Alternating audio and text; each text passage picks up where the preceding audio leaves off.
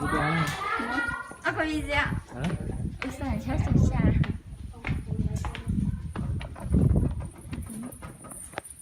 Em làm gì có điều kiện để ăn cô thì em chỉ mua 200 gram thôi.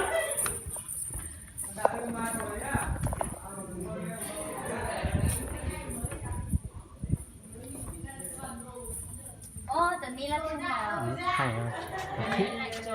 Đó một chiếc tay á. Có tô không? Chị muốn đâu?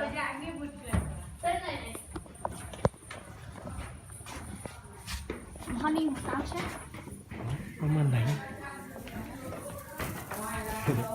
Nhà cháy mù nhà. Vô mà phỏ lo. Ở tông thọ phỏ. Chọn chạy. Trời trời.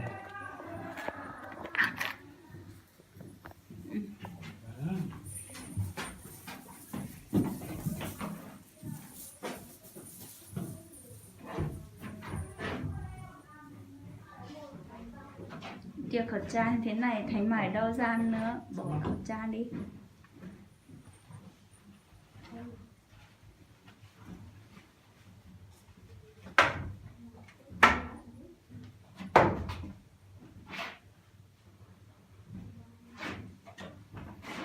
Rồi.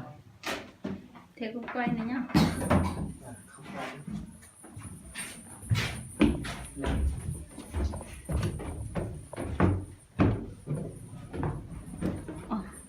Cùng một tầng nữa. Có chắc không ấy? Tí không chắc thì chết. Ô, hết rồi. Ờ. Ôi.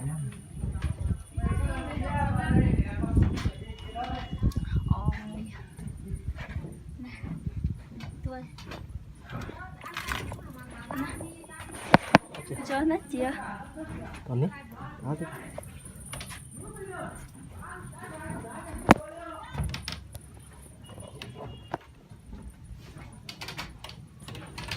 Là cả này á. Sao quay nhá.